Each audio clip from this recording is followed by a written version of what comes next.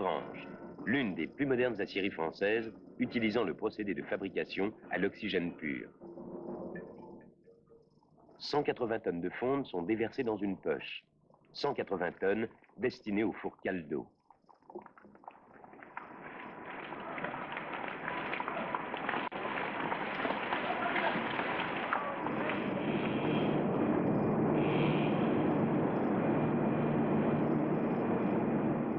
Le procédé à l'oxygène permet l'utilisation de vieilles ferrailles dans de fortes proportions, jusqu'à 50% du tonnage enfourné. Elles refroidissent le bain résiduel de la coulée précédente avant l'adjonction de la fonte. Refondues et mélangées à cette dernière, elles augmentent la quantité d'acier obtenue. Les 180 tonnes de fonte sont enfournées.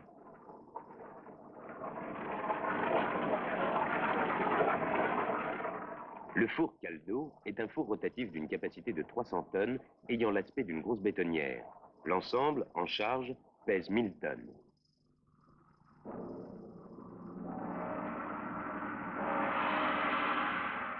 Après l'enfournement, il reprend sa position de travail, presque horizontale. Inclinaison 17 degrés. On le referme. Une lance à oxygène introduite dans le four insuffle alors dans la masse de fonte et de ferraille en fusion le gaz qui active la combustion et provoque la réduction du carbone. Les parois extérieures sont refroidies en permanence par des torrents d'eau. La position de la lance par rapport à la surface du bain est ajustée automatiquement. L'efficacité du procédé Caldo, mise au point par un Suédois, tient au meilleur brassage de la fonte et à l'élimination presque totale du carbone qu'elle contient. Le soufflage dure environ une demi-heure. Pendant ce temps, on améliore le brassage du métal en fusion par la rotation du four au rythme de 30 tours minute.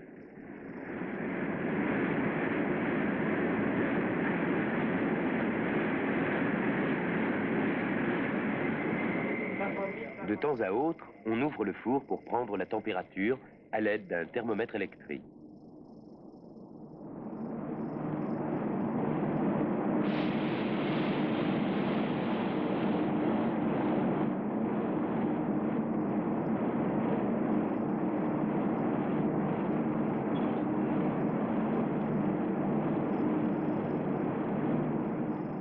On lit ici la température interne.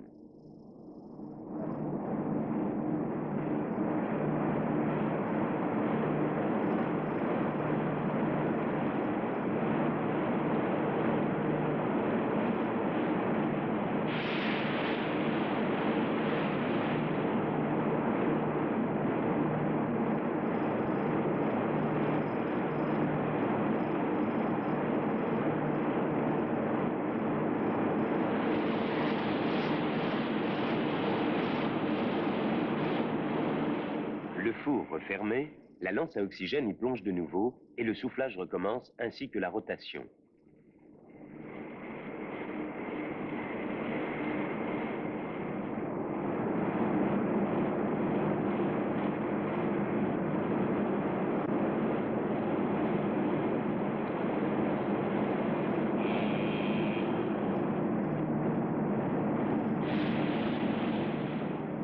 Quelques minutes plus tard, nouvelle prise de température, afin de surveiller la cuisson.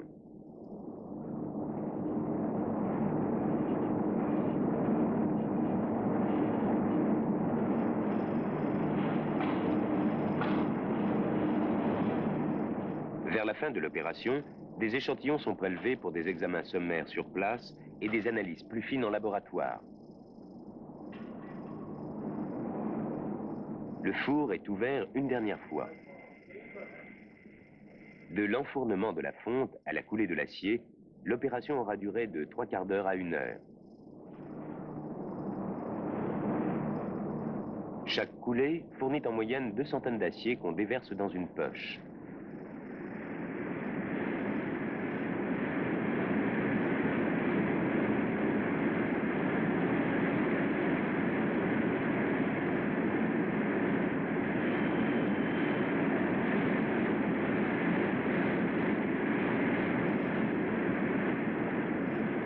L'acier liquide est ensuite versé dans des moules appelés lingotières.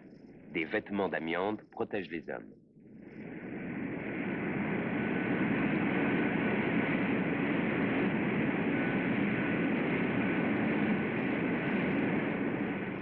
Les lingots obtenus, blocs d'acier de 11 à 15 tonnes, une fois refroidis et stockés, seront plus tard réchauffés à 900 degrés en vue de l'opération suivante, le laminage.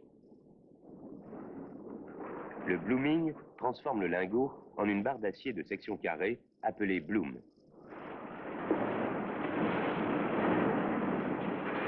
L'opération se fait dans un train dégrossisseur.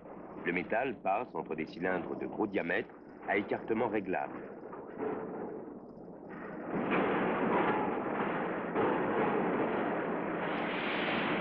Le métal est écrasé et façonné. Plusieurs passes sont indispensables, avant, arrière et sur toutes les faces.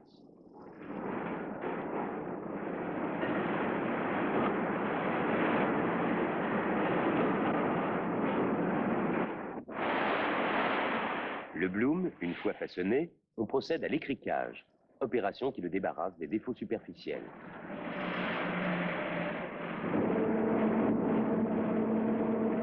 Ensuite, étiré, le bloom passe dans les différentes cages du train dégrossisseur et se transforme en billette, sorte de barre allongée.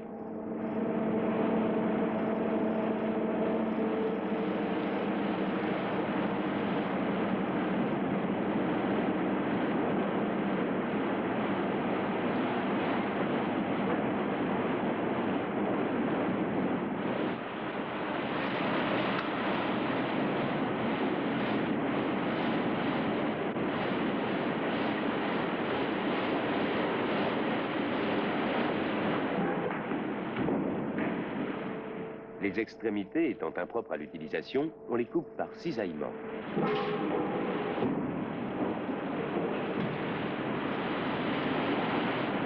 Les chutes seront réutilisées dans les fours. À l'extrémité du train dégrossisseur, une deuxième cisaille coupe les billettes à la longueur prévue, 15 mètres. Une automatisation très poussée permet à un nombre réduit de techniciens, une dizaine environ, d'assurer le fonctionnement d'installations complexes réparties sur plusieurs centaines de mètres.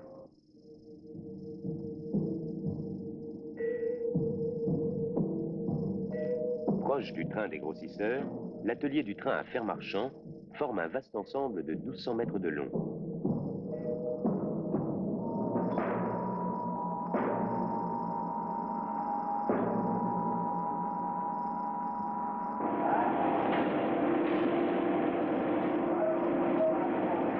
Comme les lingots avant le blooming, les billettes de section carrée de 6 cm sont réchauffées dans des fours avant d'être transformées en fer rond.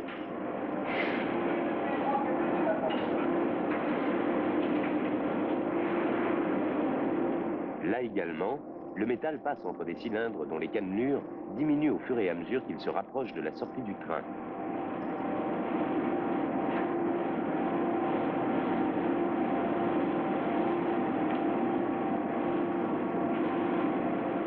Les trains peuvent traiter 2, 3 ou même 4 fers à la fois. La sortie des fers ronds à l'extrémité du train de laminage se fait à très grande vitesse, 80 et même plus de 100 km/h. On les coupe par cisaillage en éléments de 60 mètres.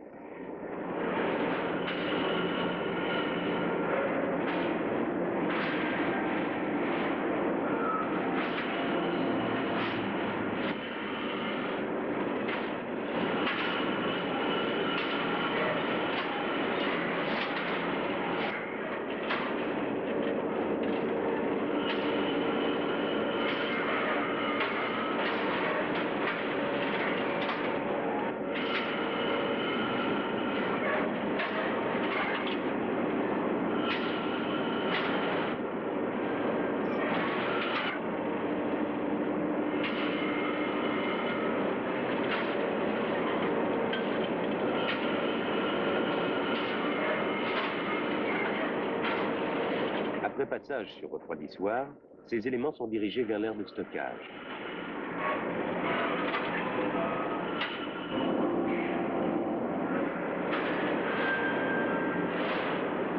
On peut également bobiner les fers en énormes rouleaux de 500 kg.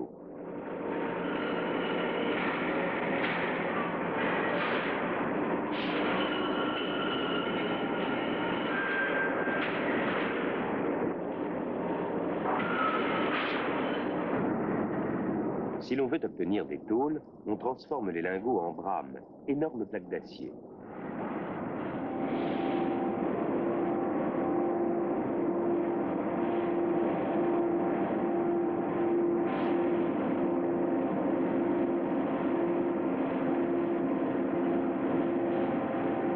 Même principe de laminage que pour les billettes, le métal passe entre des cylindres plus ou moins rapprochés.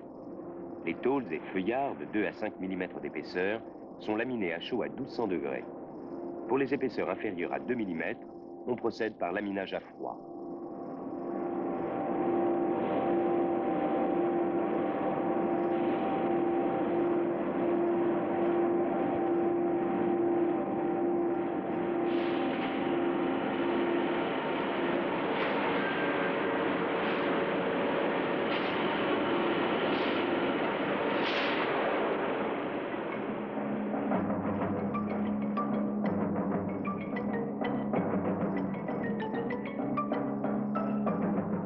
Fer rond, en nu, en T, rail, poutrelle, etc., l'acier est partout présent dans les usages quotidiens et sa production ne cesse de croître.